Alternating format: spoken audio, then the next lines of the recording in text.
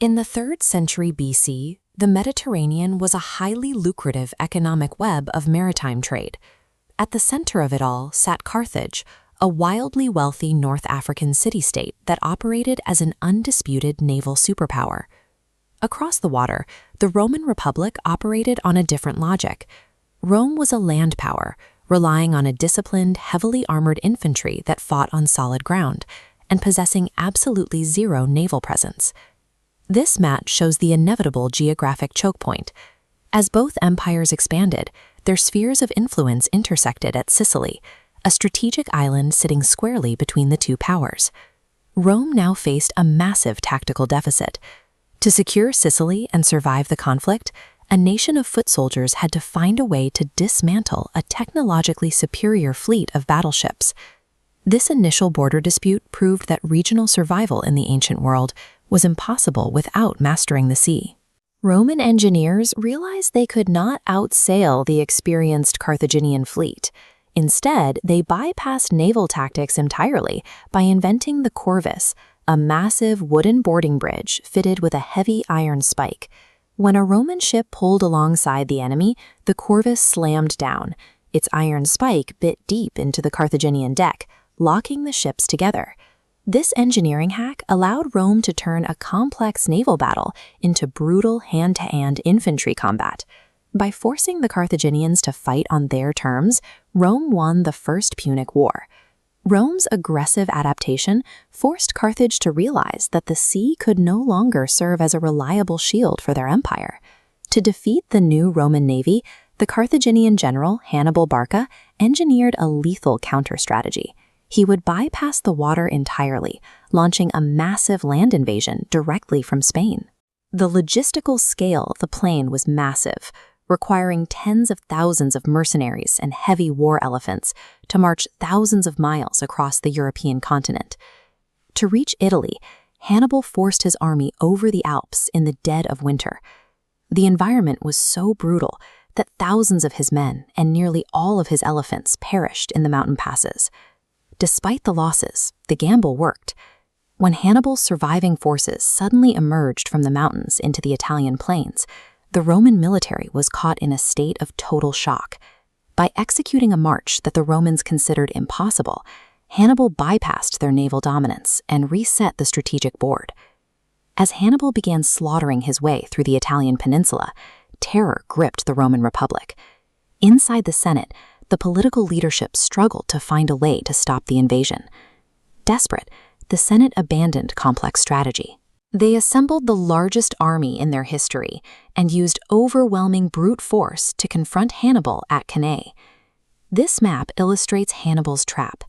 He allowed his weak center to fall back, enticing the dense Roman infantry to push eagerly forward into a pocket. Once the Romans were deep inside the pocket, Hannibal's elite wings snapped shut around them. The Roman numerical superiority became a liability. They were packed so tightly they could not even lift their shields. The slaughter at Cannae proved that Rome's traditional reliance on massive infantry blocks was broken when facing a master tactician. A Roman general named Scipio Africanus recognized that fighting Hannibal on Italian soil was a recipe for extinction. Scipio executed a massive strategic pivot. He bypassed Hannibal's army in Italy and launched a direct naval invasion of an unprotected Carthage in North Africa. The deep strike worked. Threatened with the loss of their capital, the Carthaginian government immediately ordered Hannibal to abandon Italy and rush home to defend North Africa. At the Battle of Zama, Roman troops finally adapted their formations. They left wide lanes in their lines, allowing the terrifying Carthaginian war elephants to run harmlessly through the gaps without breaking the legion. Scipio won the war by adopting Hannibal's own doctrine of the unexpected deep strike invasion. Rome concluded the conflict with the absolute destruction of Carthage. They burned the city to the ground, sold the survivors into slavery, and permanently erased their rival from the map. In the aftermath, Rome controlled the entire Mediterranean economy and possessed a battle-hardened military machine that could fight on any terrain. The Punic Wars were the ultimate crucible. By forcing a landlocked republic to build a navy and rewrite the rules of war, Carthage unwittingly forged the Roman Empire. Okay, think about this. Way back over 2,000 years ago, you had these two ancient superpowers, and they locked horns in a struggle that lasted for a whole century. A conflict that didn't just define the Mediterranean, it literally shaped the entire Western world. We're talking about the Punic Wars. And really, this whole story revolves around one big question. What turns a republic into an empire? It's a massive question, right? Well, as we're going to see, the answer gets forged in the fire of this epic conflict. So yeah, let's dive right in. This wasn't just one war. We're talking about 3 separate, absolutely devastating wars that spanned over 100 years. I mean, this was a fight to the death. A real clash between the 2 biggest players of the day, the up-and-coming Republic of Rome and the incredible maritime power of Carthage. All right, so who were these 2 titans anyway? Let's break down how they stacked up against each other, right before everything kicked off. So on the one hand, you've got Rome. They're this young, super ambitious republic based in Italy, and their whole identity is built around this incredibly disciplined, just unstoppable land army. Then, on the other hand, there's Carthage. They're this wealthy maritime power over in what's now Tunisia. Their power comes from huge trade networks and, most importantly, a navy that completely dominated the seas. I mean, they were total opposites, and they were on a collision course. It was only a matter of time. And the spark that lights this whole powder keg?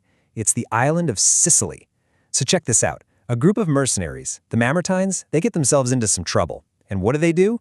In a pretty wild move, they ask both Rome and Carthage for help. Now for Rome, this is a huge red flag. They just can't stomach the idea of Carthage having a major base right on their doorstep. So they decide to jump in first, and boom. Just like that, in 264 BC, the First Punic War begins. Now this first war, it threw a massive challenge right in Rome's face. It basically forced them to look at their biggest weakness and, well, completely change who they were as a military power. Okay, so here's the deal. Rome's legions, unbeatable on land, absolute masters. But at sea, they were completely out of their league. Carthage's navy was just better in every single way. And in the beginning, Rome paid the price for it, big time. They figured out pretty quick that if they were ever going to win this thing, they had to find a way to beat Carthage at their own game. And how did they do it? With this really clever, kind of brutal piece of military tech called the corvus. The idea itself was pretty simple, but absolutely brilliant. It was basically a giant boarding bridge right on the front of their ships with a huge heavy spike on the end of it. And how it worked was just genius. A Roman ship would get up close to a Carthaginian one. They dropped the corvus, and wham, that huge spike would slam down onto the enemy deck, locking the 2 ships together. And what did that do? It's the key to their whole strategy. They literally turned a sea battle into a land battle. It let their awesome legionaries just swarm across and do what they do best, fight hand to hand. And it worked. Thanks in big part to the corvus, Rome starts winning these crucial naval battles. It took 23 times long, grueling years, but finally, at the Battle of the Aigats Islands, Rome crushed the Carthaginian fleet. They won the war, and they got control of Sicily. But, and this is a big but, this rivalry was far from over. So, the peace that followed, it was shaky, at best. Carthage was just seething. And this next chapter, oh man, this next chapter is all about one person. One of the greatest military commanders in the history of the world, Hannibal Barca. So in the years between the wars, things went from bad to worse for Carthage. They're weakened, and now they have to deal with a massive revolt from their own unpaid mercenaries. And what does Rome do while they're distracted? They totally take advantage and just snatch up 2 more of their islands, Sardinia and Corsica. I mean, talk about a betrayal. This just poured gasoline on the fire of Carthage's desire for revenge. And that desire? It was drilled into a young Hannibal by his father, Hamilcar, who took him over to Spain to start rebuilding their power. So when the Second Punic War finally kicks off in 218 BC, Hannibal unleashes a plan that is so audacious, so incredibly daring, that nobody in Rome saw it coming. Not in a million years. He wasn't going to mess around fighting over islands this time. No, he was going to take the war directly to the heart of Italy, right to Rome's doorstep. Get this. He marches his entire army, and yes, this includes his famous war elephants, all the way from Spain, and then he does the unthinkable. He crosses the freezing, treacherous, snow-covered Alps. The journey was absolutely brutal. He lost a ton of men and animals, but the army that made it through, they were battle-hardened, unified, and completely loyal to him. When they showed up in northern Italy, the Romans were just in total disbelief. They were completely blindsided. So what happens next isn't just a war between two nations anymore.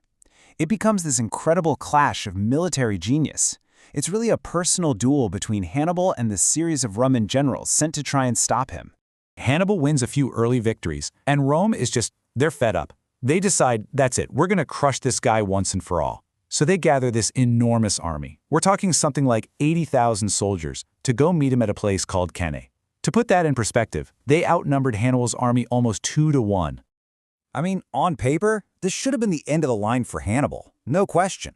So how in the world did he not only win, but also deliver one of the most catastrophic defeats Rome would ever suffer in its entire history? The answer is just sheer tactical brilliance. It's incredible. He sets up his smaller army in a crescent shape, bowing outwards, and he puts his weakest troops right in the center, on purpose. So as the huge Roman army charges forward, that weak center starts to fall back, just like he planned. It lures the Romans in, deeper and deeper, into a kill box.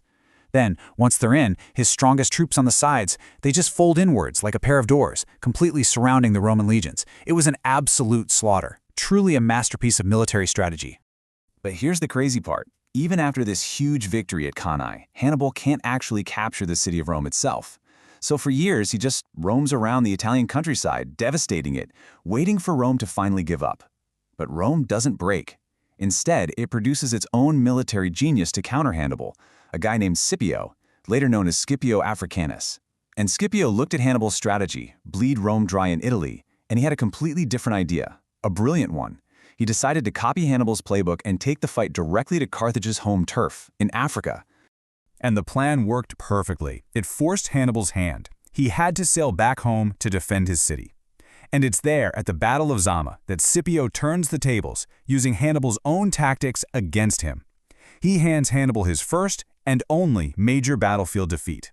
And with that, the Second Punic War was over. Carthage wasn't just beaten, it was broken. Okay, so decades go by. Carthage starts to recover a little bit, but even a slightly recovering Carthage made some powerful people in Rome really, really nervous. There was this sense that their old rival could simply not be allowed to exist. And so, it was time for the final and most brutal chapter of this story. Rome was basically just looking for an excuse. So when Carthage gets into a small squabble with a Roman ally, that was all Rome needed. They used it as the pretext to declare the Third Punic War in 149 BC. But this one wasn't really a war of open battles. It was just one long, brutal 3-year siege of the city of Carthage itself. The final assault was led by, you guessed it, another Scipio, the adopted grandson of the man who beat Hannibal. And what happened next? It wasn't just a victory. It was total annihilation. The Romans set the city on fire, and it burned for days on end. They tore down its walls, stone by stone. The last 50,000 survivors? All sold into slavery. Carthage, this great maritime power, was just erased from the map, wiped from existence. And just like that, the rivalry that had defined an entire century was over. With Carthage utterly destroyed, Rome stood completely unchallenged in the Western Mediterranean. All the wealth, the new territories, the sheer power they gained from these wars, that is what propelled them from a republic into the massive Roman Empire that we all know from the history books. And that leaves us with one last, kind of haunting question to think about. When you consider everything our world inherited from Rome, our laws, our languages, so much of our culture, you have to wonder, what would our world look like today if Carthage had won? What if Hannibal had been victorious?